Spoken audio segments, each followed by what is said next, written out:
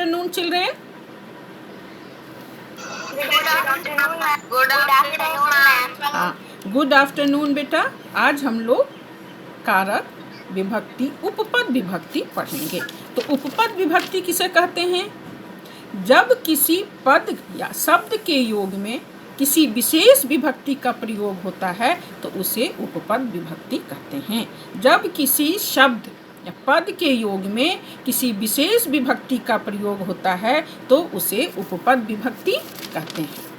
तो उपपद विभक्ति का प्रयोग कहाँ होता है? यदि विभक्ति का प्रयोग कारक पर आधारित नहीं होकर किसी शब्द पर आधारित होता है तो वहाँ उपपद विभक्ति का प्रयोग होता है ना। यदा विभक्ते प्रयोग कारकाधारितं न भवति अपितु कस्यचित् शब्दस्य योगे भवति तदा तत्र उपपद विभक्ति भवति। जब विभक्ति का प्रयोग कारक पर आधारित नहीं होकर शब्द पर आधारित होता है तो वहाँ उपपद विभक्ति का प्रयोग होता है।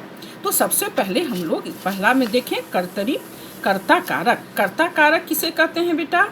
जो काम करता है वही करता है, क्रिया का संपादन करने वाला कर्ता कारक कहलाता है। जैसे रामः पठति, तो यहाँ कौन करता हुआ? राम। हाँ, श्यामः खादति, तो यहाँ कौन करता हुआ? श्याम, है ना, श्याम। तो इसमें है अविधेय मात्रे प्रथमा।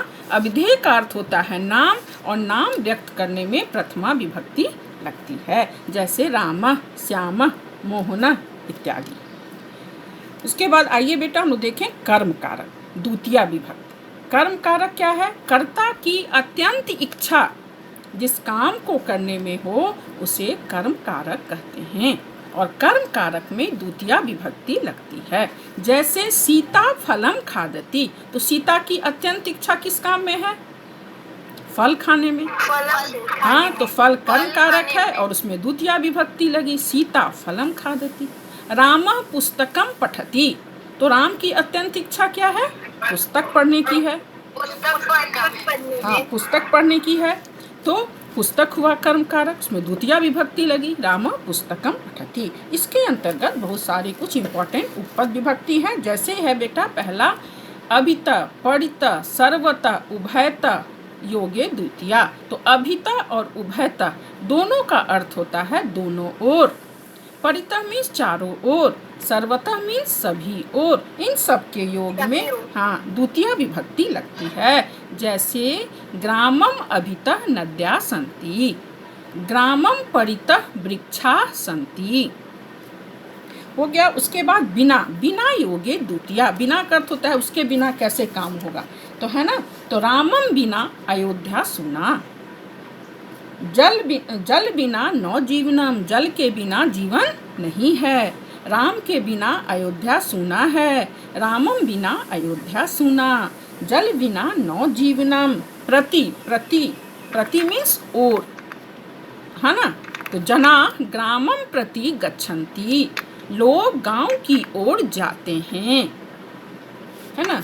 दीनम प्रति दयाम कुरु, माने गरीब की ओर दया करो हो गया। अब आइए बेटा करण कारक तृतीया विभक्ति। तो साधक तमम करणम, अर्थात क्रिया संपादन में अत्यंत सहायक होने वाला कर्म कारक कहलाता है। जो काम हम करते हैं उसमें जो हमें सहायता प्रदान करता है उसे कर्म कारक कहते हैं। जैसे सह कलमेन लिखति, उसको लिखने में कौन सहायता कर रहा है? कलम। हाँ, सह कलमेन, तो कलम में तृतीया विभक्ति लगी, सह कलमेन लिखति। सह मुखेन वदति, वह मुख से बोलता है, तो उसमें हाँ तो मुख हुआ, उसमें सहायता कर रहा है उसको बोलने में। तो क्रिया संपादन में अत्यंत सहायक होने वाला करण कारक कहलाता है, और करण कारक में तृतीया विभक्ति लगती है। जैसे अलम योगे तृतीया, अलम का अर्थ होता है निषेध। अलम विवादेन, यानी झगड़ा मत करो। उसके बाद है बेटा इसका एक इम्पॉर्टेंट उपपद विभक्ति एनांग विकारे तृतीया। एनांग विकारे तृतीया अर्थात शरीर के किसी अंग में यदि विकार हो, दोष हो, तो उसे हाँ शरीर के किसी अंग में यदि दोष हो, विकार हो, तो उसमें तृतीया विभक्ति लगती है। जैसे कर्णेन बधिरः, कान से बहरा, सह पृष्ठेन कुब्जा, वह पीठ से कुबरा है, नेत्राभ्याम अंधा, आंखों से अंधा है। तो शरीर के किसी अंग में यदि दोष हो तो उसमें तृतीया विभक्ति लगती है। एनांग विकारे तृतीया और सहयोगी तृतीया, सह अर्थात सहार्थे तृतीया, इसको बोलते हैं सहार्थे तृतीया। सहयोगी तृतीया, सह, साकम, सार्धम, समम के योग में तृतीया विभक्ति लगती है। जैसे पिता पुत्रेण सह गच्छति, पिता जो है पुत्र के साथ जाता है। सीता रामेन सह गच्छति, सीता राम के साथ जाती है। तो सहार्थे तृतीया या सहयोगे तृतीया, और बिना योगे भी तृतीया है ना। ज्ञानेन बिना विद्या न भवति। उसके बाद देखिए बेटा, अब आए हम लोग चतुर्थी विभक्ति संप्रदान कारक। तो एक प्रॉब्लम है। हाँ पूछिए।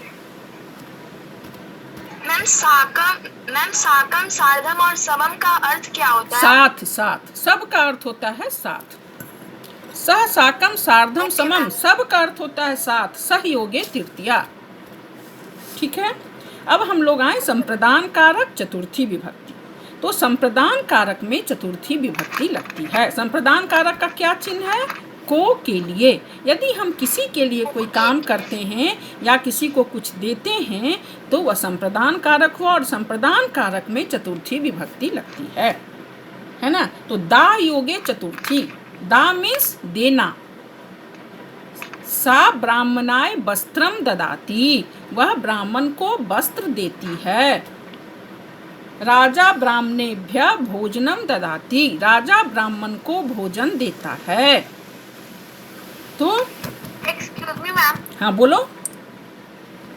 मैम आपने बोला मैम चतुर्थी का जो चिन्ह होता है वो को के लिए होता है। हाँ, लेकिन मैम को तो द्वितीया विभक्ति में आता है। तो जब कर्ता की अत्यंत इच्छा जिस काम को करने में हो तो वो चिन्ह हुआ को द्वितीया विभक्ति। और संप्रदान कारक का चिन्ह क्या है? को के लिए, है ना। उसको देता है, उसके लिए खाना बनाता है। जब किसी को कुछ दिया जाए, जब किसी को कुछ दिया जाए तो उसमें चतुर्थी विभक्ति लगती है ना। Okay ma'am. हाँ, और जब फल को खाता है, पुस्तक को पढ़ता है, तो ये हुआ द्वितीया विभक्ति। ठीक है। Okay ma'am. हाँ, उसका दा योगे चतुर्थी, देने के योग में चतुर्थी विभक्ति लगती है। राजा ब्राह्मणेभ्यः वस्त्रम ददाति, उसका रुच योगे चतुर्थी, रुच मीन्स अच्छा लगना। तो रुच्याथानाम, रुच धातु के योग में चतुर्थी विभक्ति लगती है। रुच धातु के योग में चतुर्थी विभक्ति लगती है। जैसे हरे रोचते भक्ति, हरि को भक्ति रुचती है, अच्छी लगती है। ब्राह्मणाय मधुरम प्रियम, ब्राह्मण को मिठाई पसंद है, मीठा पसंद है। सर्वेभ्यः बालकाय मोदकम रोचते। हाँ, बालकाय मोदकम रोचते, वेरी गुड। तो रुच धातु के योग में चतुर्थी विभक्ति लगती है। फिर नमः, स्वस्ति, स्वाहा, स्वधा के योग में चतुर्थी विभक्ति लगती है। ये बहुत ही इम्पोर्टेंट है। नमः, स्वस्ति, स्वाहा, स्वधा योगे चतुर्थी, नमः योगे चतुर्थी, नमः के योग में चतुर्थी विभक्ति लगती है। जैसे श्री गणेशाय नमः, ओम नमः शिवाय। स्वस्ति, स्वस्ति मीन्स कल्याण, हाँ, है ना। स्वस्ति मीन्स कल्याण। तो जैसे तुभ्यम स्वस्ति, तुम्हारा कल्याण हो गया। उसके बाद आइए बेटा पंचमी विभक्ति। पंचमी विभक्ति क्या है? आपादान कारक। आपादान कारक की परिभाषा है ध्रुवम पाए पादानाम, जब दो वस्तुओं के अलग होने पर स्थिर वस्तु आपादान है। ध्रुवम पाए पादानाम अर्थात दो वस्तु के अलग होने पर स्थिर वस्तु आपादान है, और आपादान कारक में पंचमी विभक्ति लगती है। और इसका चिन्ह क्या है? से, अलग होने का भाव। जैसे वृक्षात पत्राणि पतन्ति, वृक्ष से पत्ते गिरते हैं। तो दो वस्तु के अलग होने में वृक्ष और पत्ते में स्थिर कौन है? कौन है? वृक्ष। वृक्ष स्थिर है। हाँ, वृक्ष स्थिर है तो वृक्ष में पंचमी विभक्ति लगेगी, वृक्षात पत्राणि पतन्ति। ठीक है। अब इसमें बेटा कुछ, हाँ, इसमें इम्पोर्टेंट देखो, बहि योगे पंचमी, बाहर जाने के योग में पंचमी विभक्ति लगती है। जैसे सह ग्रामात बहि गच्छति, वह गांव के बाहर जाता है ना। हाँ, सह कक्षात नहीं, कक्षाया, कक्षा स्त्रीलिंग है तो वर्गात हो जाएगा, वह वर्ग से बाहर जाता है। सह वर्गात बहि गच्छति, सह विद्यालयात बहि गच्छति, वह विद्यालय से बाहर जाता है। कक्षायात नहीं होगा, कक्षा स्त्रीलिंग है ना, कक्षाया। सह वर्गात बहि गच्छति हो गया बेटा। उसके बाद इसमें बहि पृथक, अलग होने के भाव में, पृथक के भाव में पंचमी विभक्ति लगती है। जैसे बालका पृथक, पंचमी विभक्ति क्या होगा? बालका ग्रामात पृथक न गच्छति, गांव से अलग नहीं जाता है। चाहे बालका, हाँ एक्सक्यूज मी मैम। हाँ बोलो मैम, जैसे एग्जांपल में हम ले सकते हैं नीरा के हाथ से गिलास टूट गया। तो ये किसका एग्जाम्पल दोगी तुम? किस विभक्ति का? ये तो कोई विभक्ति का उदाहरण नहीं हुआ। नहीं बेटा, नहीं। हाँ, वो तुम तृतीया विभक्ति में दे सकती हो से, लेकिन टूटना क्यों? वह गिलास से पानी पीती है, ये दे सकती हो। तो बालका माता का लता लते लता लताम लते लता लत्या तुम्हें लता लताए, तो माताए पृथक न तिष्ठति, माता से अलग नहीं बैठता है ना। वह माता से अलग नहीं बैठता है, नहीं जाता है। जैसे जना ग्रामात पृथक न गच्छति, तो लोग जो हैं गांव से अलग नहीं जाते हैं। तो पृथक पंचमी में आपको इम्पोर्टेंट है बहि, पृथक और बिना। मित्रात बिना रामः न गच्छति, मित्र के बिना राम नहीं जाता है। तो पंचमी विभक्ति में भी है बहि योगे पंचमी, पृथक योगे पंचमी और बिना योगे पंचमी। बिना जो है द्वितीया के योग, बिना योगे द्वितीया भी होता है और पंचमी भी होता है ना। तो ज्ञानम बिना विद्या न भवति, क्या जलम बिना जीवनम न भवति, जलम बिना न जीवनम, ज्ञानम बिना न सुखम, ये द्वितीया विभक्ति होगी। और यहाँ हो गया मित्रात बिना रामः न गच्छति, मित्र के बिना राम नहीं जाता है। आइए बेटा हम लोग देखें षष्ठी विभक्ति। षष्ठी क्या है? संबंध कारक। जब दो के बीच में संबंध स्थापित हो, संबंध का पता चले तो वो संबंध कारक हुआ। जैसे मेरा घर, मम गृहम, तो संबंध है ना, मेरा उस घर से संबंध हो गया। मम पुत्रम, मेरा पुत्र, मेरा संबंध है उस पुत्र से। उसकी कलम, तस्य लेखनी, है ना। तो संबंध जब स्पष्ट हो तब उसमें संबंध कारक कहते हैं। इसका चिन्ह है का के की रारेरी। रामस्य गृहम, राम का घर, तो संबंध है राम का, घर से संबंध है। तो इसमें पूर्णतः, पूर्णतः का क्या अर्थ होता है बेटा? सामने। सामने, वेरी गुड। तो पूर्णतः योगे षष्ठी, पृष्ठतः योगे षष्ठी, ऊपर योगे षष्ठी और अद्य योगे षष्ठी, ये आपका इम्पोर्टेंट है। ठीक है। तो क्या है? पूर्णतः, पूर्णतः से एक सेंटेंस बनाइए, बोलिए। गृहस्य पुरतः विद्यालयः अस्ति।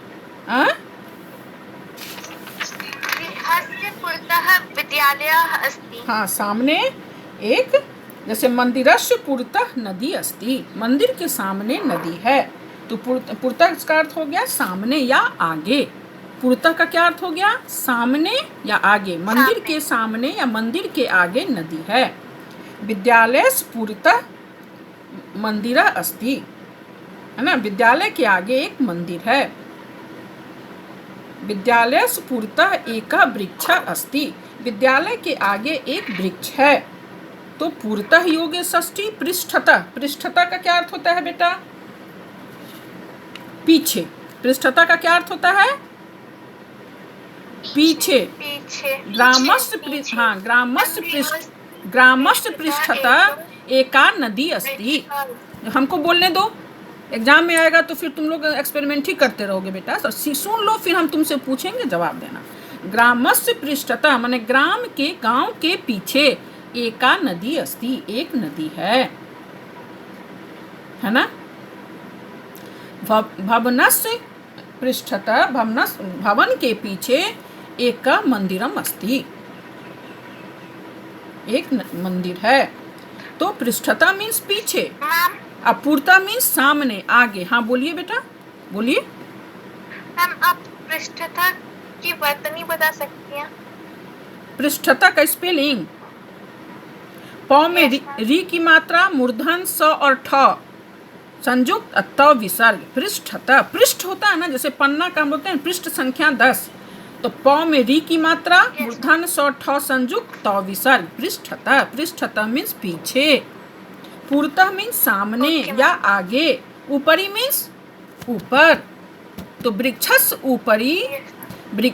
ऊपरी बानरा कूदन्ति, वृक्ष के ऊपर बंदर कूदते हैं।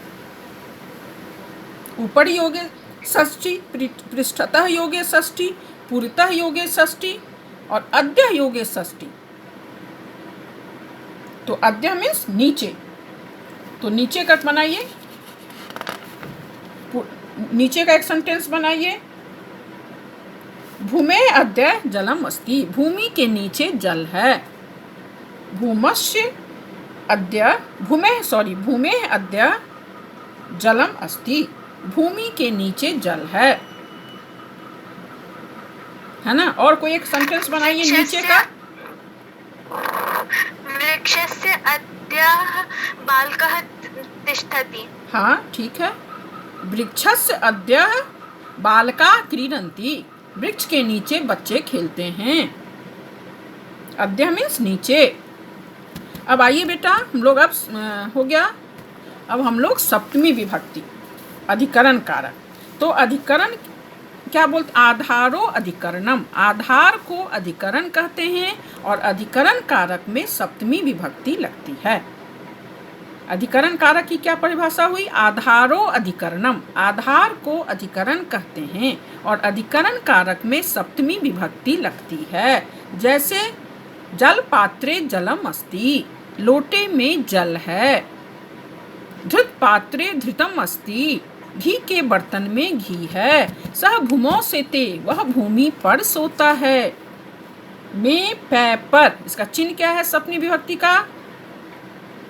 में पेपर। हाँ, अधिकरण कारक सप्तमी विभक्ति, इसका चिन्ह है में पै पर, वह भूमि पर सोता है। सह भूमौ सेते, जल पात्रे जलम अस्ति। सिंहा वने वसन्ति। हाँ, सिंहा वने वसन्ति, सिंहः वने वसति, सिंह जंगल में रहते हैं। ठीक है। अब इसमें कौन कौन इंपॉर्टेंट है देखो। विश्वास योगे सप्तमी, विश्वास के योग में सप्तमी विभक्ति लगती है। विश्वास योगे, गुरु शिष्य विश्वस्ति, मतलब गुरु जो है शिष्य पर विश्वास करते हैं। गुरु शिष्य विश्वसिति, गुरु शिष्य विश्वसिति माने गुरु शिष्य पर विश्वास करते हैं। विश्वास योगे सप्तमी विभक्ति। जैसे पिता पुत्र पर, तो पुत्रे विश्वसिति, पिता पुत्रे विश्वसिति, पिता पुत्र पर विश्वास करता है। विश्वास योगे सप्तमी, विश्वास योगे सप्तमी। उसके बाद निपुण योगे सप्तमी, निपुण के योग में भी सप्तमी विभक्ति लगती है। क्या हो जाएगा? निपुण योगे सप्तमी, निपुण के योग में सप्तमी विभक्ति लगती है। जैसे वह खेल में निपुण है।